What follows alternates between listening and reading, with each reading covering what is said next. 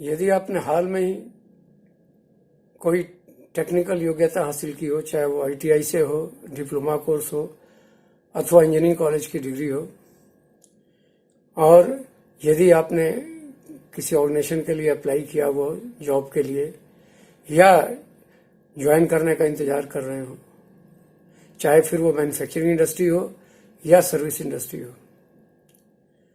आपने न्यूज़पेपर के एडवर्टाइजमेंट में देखा होगा कि कई कंपनियों के बड़े पूरे फुल पेज के ऐड आते हैं जिसमें लिखा होता है कि this company is ISO 9001 certified या 14001 सर्टिफाइड या फिर IATF 16949 सर्टिफाइड कंपनी है।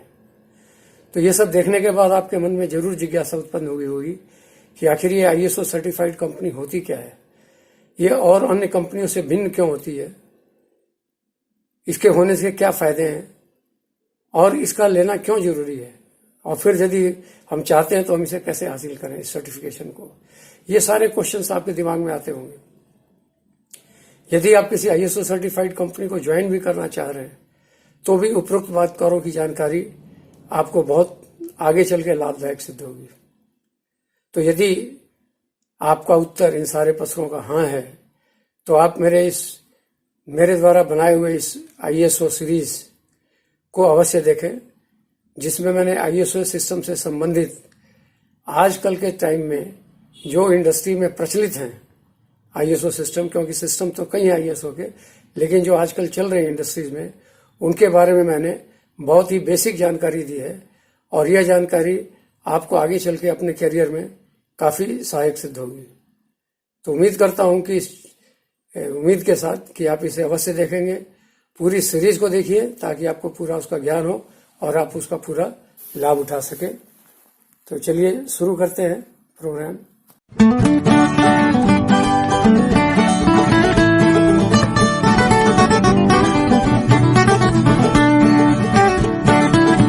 नमस्कार साथियों, ISO सिस्टम्स के इस अवेयरनेस प्रोग्राम में मैं जगदीश चौबे आप सबका अपने चैनल जगदीश चौबे पर स्वागत करता हूं।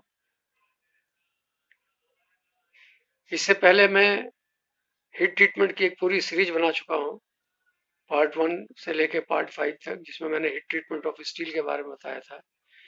अब इसके बाद मेरा ये ISO सिस्टम के ऊपर ये प्रोग्राम है, जो एक अवेयरनेस प्रोग्राम है, जिसमें मैं ISO सिस्टम से संबंधित बेसिक जानकारी आप लोगों को बताऊंगा। इस प्रोग्राम को बनाने का सिर्फ एकमात्र उद्देश्य ये था कि जो लोग इंडस्ट्री में अभी जाने वाले हैं या अभी पढ़ाई करके निकले हैं, चाहे वो ITI हो, चाहे वो इंजीनियरिंग हो, चाहे डिप्लोमा होल्डर्स हो, और इंडस्ट्री ज्वाइन करना चाहते हैं, तो उनके लिए यह जानकारी बहुत ही लाभदायक सिद्ध होगी।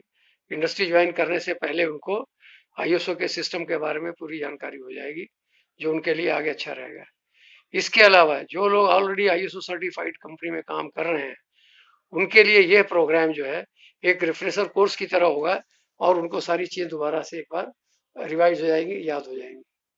तो इन चीज़ों को देखते हुए मैंने ये प्रोग्राम बनाया है, और उम्मीद करता हूँ कि आप इस प्रोग्राम को देखिएगा, समझिएगा, लोगों को बताइएगा, और जहाँ भी हैं उसको आप इसको ठीक से इम्प्लीमेंट कर दिएगा।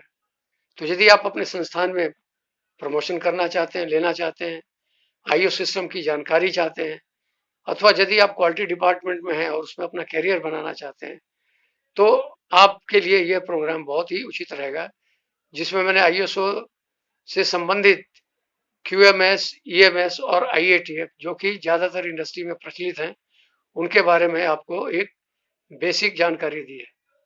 उम्मीद है कि आप इस प्रोग्राम को पसंद कीजिएगा और इसे अवश्य शेयर कीजिएगा। तो चलिए आगे बढ़ते हैं। देखिए इस प्रोग्राम में क्या क्या कवरेज है। पहले तो मैं ये बताऊंगा आपको कि what is ISO, why ISO और हाउ ISO। इससे पहले कि कुछ मैं बताऊं, पहले मैं ISO का फुल फॉर्म आपको बता दूं, जो कि आपने मेरे एक कैप्शन पे भी देखा होगा, इंटरनेशनल ऑर्गेनाइजेशन फॉर स्टैंडर्डाइजेशन।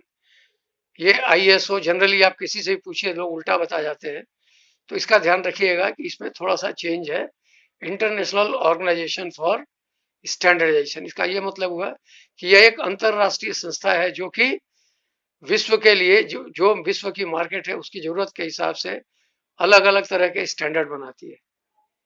एक और मैं आपको बताऊं जो बेसिक डिफरेंस है आईएसओ में, और यदि आपने देखा होगा बीआईएस जिसको हम कहते हैं, ब्यूरो ऑफ इंडियन स्टैंडर्ड, इन दोनों में क्या फर्क है, आईएसओ सिस्टम में और बीआईएस में क्या फर्क है।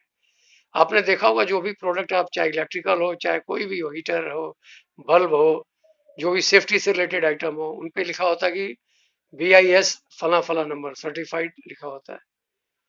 इसका ये मतलब होता है कि वो एक प्रोडक्ट की क्वालिफिकेशन होती है कि जो प्रोडक्ट है वो जो British bureau of Indian standard ने बना रखा है उसके अकॉर्डिंगली इसके जैसे पैरामीटर्स हैं, जो भी प्रोडक्ट पैरामीटर है, चाहे वो एम्पियर हो, चाहे वो वोल्टेज हो, चाहे उसकी लाइफ हो, ये सारी चीजें मैच करती हैं।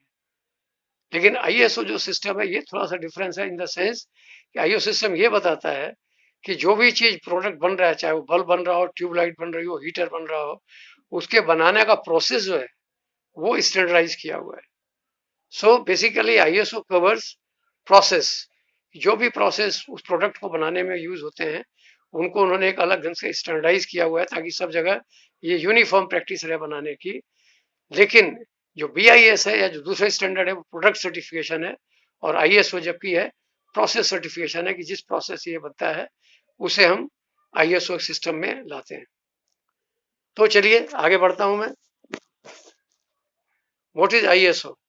पहली बात तो ये आईएसओ जो है इस्टेब्लिश्ड हुआ था 23 फरवरी 1947 को लंदन यूके में, जिसमें 25 कंट्री ने भाग लिया था। आजकल इसका हेडक्वार्टर जो जेनेवा स्विट्जरलैंड में है, और इस समय इसके प्रेजेंटली जो मेंबर्स हैं कंट्रीज वो 165 कंट्रीज इसके मेंबर हैं। और इसका जो मेन ऑब्जेक्टिव है जो आप देख रहे हैं यहाँ लिखा भी हुआ है कि to develop international standards in response to market need. ये इंटरनेशनल स्टैंडर्ड्स बनाते हैं मार्केट नीड के हिसाब से, चाहे वो किसी भी फील्ड में हो, चाहे वो मैन्युफैक्चरिंग में हो, चाहे वो सर्विस इंडस्ट्री हो, या कोई भी प्रोडक्ट हो, चाहे वो कंप्यूटर से रिलेटेड हो, चाहे वो आपके इलेक्ट्रिकल अप्लायंसेस से रिलेटेड हो, या ऑटो सेक्टर से रिलेटेड हो, मैन्युफैक्चरिंग से रिलेटेड हो, इन सारी चीज़ों के ऊपर ये स्टैंडर्ड बनाते हैं, इंटरनेशनल स्टैंडर्ड बनाते हैं। तो इनका जो मेन ऑब्जेक्टिव है वो यही है कि इंटरनेशनल स्टैंडर्ड ये डेवलप करते हैं। वाई आईएसओ, आईएसओ की जरूरत क्यों है? पहली बात तो ये कि आईएसओ जो है जो भी कंपनी लेती है उसका पूरा फोकस जो है वो अपने बिजनेस पे होता है कि बिजनेस को हम कैसे बढ़ाएं, कैसे इसकी तरक्की हो, कैसे इसमें नई नई चीजें डालें, और कैसे आईएसओ सिस्टम ने जो डिफाइन किया हुआ है उसको कैसे इंप्लीमेंट करें। तो टोटली ये बिजनेस फोकस्ड होता है। उसके बाद ये कस्टमर फोकस्ड होता है कि जो भी चीज आप बना रहे हैं वो कस्टमर तक सही जाती है कि नहीं जाती है, कस्टमर के रिक्वायरमेंट के हिसाब से कस्टमर को चीजें मिल रही हैं कि नहीं मिल रही हैं। तो टोटली कस्टमर फोकस्ड है, जो कस्टमर की रिक्वायरमेंट है उसके हिसाब से कस्टमर सेटिस्फेक्शन हो रहा है कि नहीं हो रहा है। तीसरी चीज जो मैं यहाँ दिखा रहा हूँ ये आपको यूनिफॉर्म प्रैक्टिस। यूनिफॉर्म प्रैक्टिस मतलब जो भी कंपनी आईएसओ लेती है उसके जो प्रैक्टिस है, जो काम करने का तरीका है, जो प्रोसेस है, वो यूनिफॉर्म होता है। चाहे वो कंपनी जापान में हो, चाहे वो कंपनी इंडिया में हो, चाहे वो यूएसए में हो, चाहे वो यूके में हो, कहीं भी हो, यदि इस सिस्टम को किसी ने अपनाया हुआ है तो उनकी जो प्रोसेस के जो स्टैंडर्ड्स होंगे वो करीब करीब सेम होंगे और यूनिफॉर्म प्रैक्टिस होगी, कोई वेरिएशन नहीं आएगा। और चौथा, सबसे last but not the list, is continuous improvement. इस प्रोग्राम को करने से, इस सिस्टम को लेने से, इस सिस्टम को अडॉप्ट करने से आपके वर्किंग में कंटिन्यूस इंप्रूवमेंट होगा, चाहे वो बिजनेस हो, चाहे वो आपका बेटर रेगुलेशन हो, क्योंकि इनके स्टैंडर्ड हर 6 साल के बाद चेंज होते रहते हैं तो उनको फॉलो करना होता है, और उसके अलावा बेटर प्रोडक्ट एंड सर्विसेज। तो इसीलिए इसकी बहुत ज़्यादा ज़रूरत होती है, आईएसओ की ज़रूरत होती है। अब हम आ जाते हैं हाउ आईएसओ। यदि इसे करना है तो हम कैसे प्राप्त करें, आईएसओ का सर्टिफिकेशन हम कैसे लें। तो पहला पॉइंट देखिए, सेलेक्टिंग एक्रेडिटेशन बॉडी। पहले आपको एक एक्रेडिटेशन बॉडी सेलेक्ट करनी पड़ेगी। ये जनरली कंट्री बेस्ड होती हैं, चाहे वो यूके हो, जर्मनी हो, यूएस हो, इंडिया हो।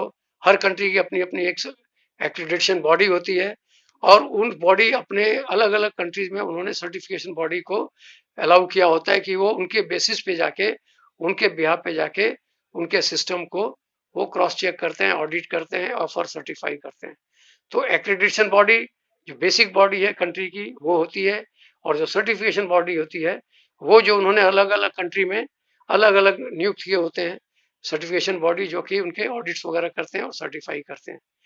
तो आपको पहले एक एक्रेडिटेशन बॉडी सेलेक्ट करनी पड़ेगी, उसके बाद आपको एक आईएसओ कंसल्टेंट सेलेक्ट करना पड़ेगा, जो कि आपके आईएसओ के सिस्टम के हिसाब से वो स्टैंडर्ड डेवलप कर सके। उसके बाद वो कंसल्टेंट जो है आपको इम्प्लीमेंटेशन भी करेगा, जो भी आपने स्टैंडर्ड उन्होंने बनाया है उसको सिस्टम में इम्प्लीमेंट किया जाएगा, और फिर ऑडिट होगा सिस्टम का, चाहे उस इंटरनल ऑडिट हो या एक्सटर्नल ऑडिट हो। यदि एक्सटर्नल ऑडिट होता है तो उसके बाद आप यदि उसको क्लियर कर जाते हैं तो आपको सर्टिफिकेशन देगा, और जो भी सर्टिफिकेशन बॉडी है फिर आपको एक वो सर्टिफिकेट इशू करती है। ध्यान रहे कि ये जो सर्टिफिकेट इशू होता है उसकी जो वैलिडिटी है वो 3 साल की होती है, जिसमें वो करीब करीब हर साल एक बार वो स्टैंडर्ड को दोबारा चेक करते हैं कि सिस्टम ठीक से इम्प्लीमेंट है कि नहीं है, जिसको कि हम सर्विलेंस ऑडिट भी कहते हैं। तो ये वो सर्टिफिकेशन बॉडी चेक करती रहती है। सो ओवरऑल जो आईएसओ के स्टैंडर्ड्स हैं करीब करीब 6-7 साल के भीतर ये रिवाइज होते रहते हैं, डिपेंडिंग ऑन फीडबैक।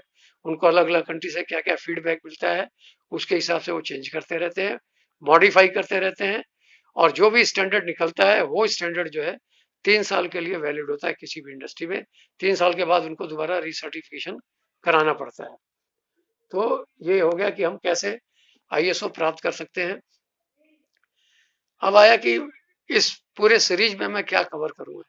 सो देखिए, आईएसओ के जो वैसे तो बहुत स्टैंडर्ड्स हैं, लेकिन मैं जो बेसिकली जो मैन्युफैक्चरिंग या सर्विस इंडस्ट्री में यूज होता है उनकी बात कर रहा हूँ। जैसे क्वालिटी मैनेजमेंट सिस्टम, ये क्यूएमएस जिसको बोलते हैं, बहुत ज़्यादा ये प्रचलित है। उसके बाद एनवायरमेंट मैनेजमेंट सिस्टम जिसको ईएमएस कहते हैं, और तीसरा जो है वो है आपका क्यूएमएस फॉर ऑटो सेक्टर, जो कि खास करके ऑटो सेक्टर के लिए यूज होता है। जैसे आईएटीएफ इसका है नाम, आईएटीएफ 16949। तो ये सारे स्टैंडर्ड जो है ये मैं आपको बताऊंगा आगे के प्रोग्राम्स में, जो कि पार्ट 2 में मैं जब कवर करूंगा तो इसमें क्यूएमएस क्वालिटी मैनेजमेंट सिस्टम, ये पहला प्रोग्राम है, ये मैं कवर करूंगा और इसके बारे में बताऊंगा। उसके बाद एनवायरमेंट मैनेजमेंट सिस्टम, और उसके बाद आईएटीएफ। तो जहां तक इस पार्ट 1 का सवाल है, जिसको मैं पार्ट 1 कह रहा हूँ, आईएसओ सिस्टम अवेयरनेस का ये पार्ट 1 प्रोग्राम है। और इस पार्ट 1 में मैंने आपको बेसिक जानकारी दी है आईएसओ सिस्टम के बारे में, आईएसओ क्या होता है, इसको क्यों लेते हैं, इसको कैसे लिया जा सकता है, कौन कौन से विभिन्न स्टैंडर्ड्स हैं, और इसका क्या महत्व है, इसके क्या फायदे हैं, ये सारी चीजें मैंने आपको बताई हैं। पार्ट 2 में मैं क्यूएमएस को कवर करूंगा। तब तक मैं आपसे उम्मीद करूंगा कि आप इस सिस्टम को अच्छी तरह से समझिए और इस सीरीज को कंप्लीट देखिए। यदि आप पूरा इसका फायदा उठाना चाहते हैं तो आप खुद भी देखिए, अपने दोस्तों से शेयर कीजिए, और जहां भी जिस इंडस्ट्री में भी आप काम कर रहे हैं उसको आप कोशिश कीजिए कि उसको इम्प्लीमेंट किया जाए और उसको समझने की कोशिश कीजिए, क्योंकि आगे आने वाला टाइम यही आ रहा है, हर जगह पे आईएसओ सिस्टम की रिक्वायरमेंट होती है और हर इंडस्ट्री आईएसओ सिस्टम लेना चाहती है। तो इसकी जानकारी आपको बहुत लाभदायक सिद्ध होगी। सो पार्ट 1 के लिए मैं इतना ही कवर कर रहा हूँ, पार्ट 2 का आप इंतजार कीजिए जो कि क्यूएमएस सिस्टम पे होगा। आपने इतना सुना, और यदि आप पहली बार मेरे इस चैनल को सुन रहे हैं तो आप इसको सब्सक्राइब कीजिए, अपने कमेंट दीजिए, कोई सुझाव दीजिए, और कुछ भी आप चाहते हैं तो आप मुझे लिख के कमेंट दीजिए कि आपके क्या सुझाव हैं। मैं कोशिश करूंगा कि आगे आने वाले प्रोग्राम में उनको कवर करूं। तब तक के लिए धन्यवाद, शुक्रिया, थैंक्स।